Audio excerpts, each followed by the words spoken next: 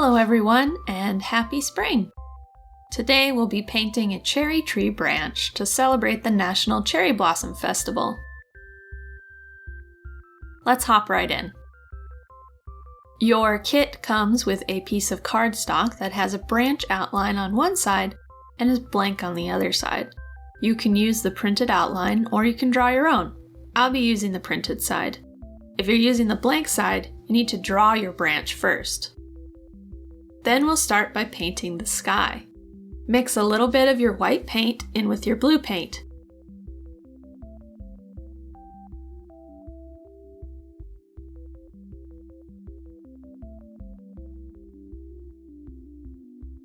You don't have to mix it up perfectly. In fact, if you leave it kind of streaky, your sky will have some pretty variations in color or even white streaks that make it feel more like the real sky. Paint around your outline.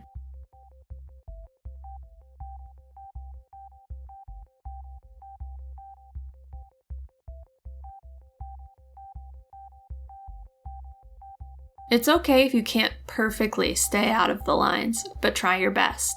It'll save you paint and time.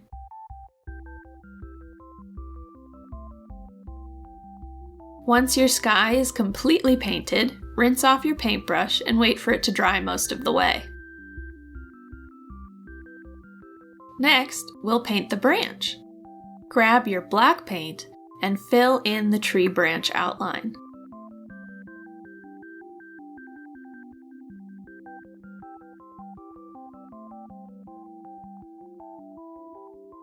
You can also trace the outline with your black paint so no one will see the printed outline or your drawing, just paint.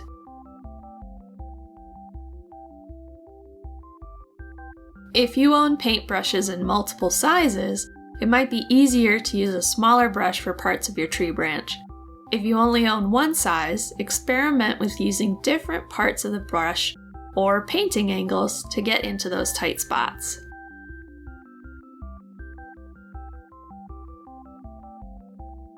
Once your tree branch is all filled in, we have to rinse our brush and let our paper dry again.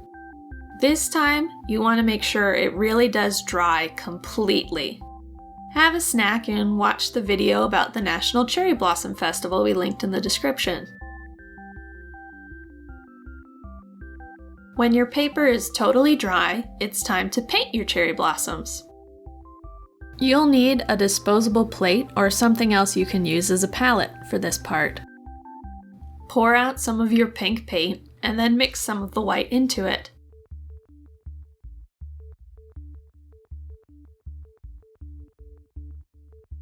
You can use your paintbrush to mix it up, but don't paint with it.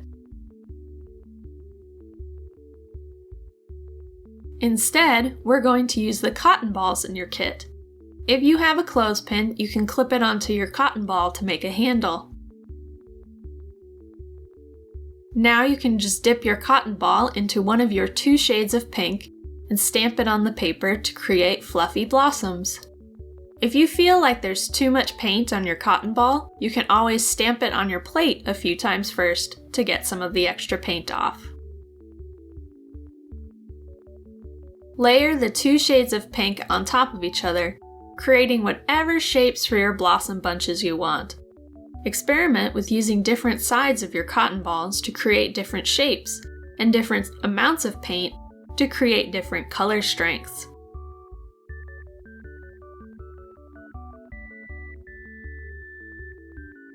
Part of one of my cotton balls started coming off, so I pulled it the rest of the way off so it wouldn't flop around.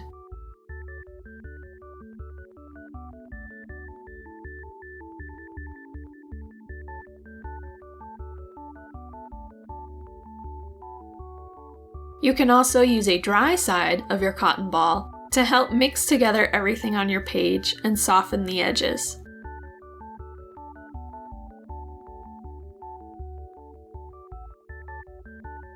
Or put some of each color on your cotton ball and see what happens when you stamp with that.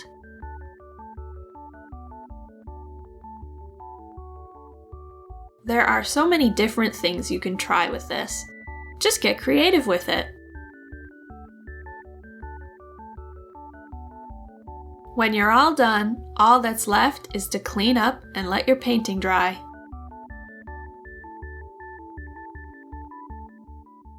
Then you can hang it up somewhere you're proud of. Don't forget, you can also send it to us.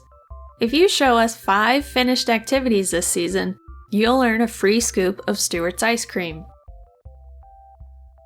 That's all for today. Enjoy the sunshine, everyone.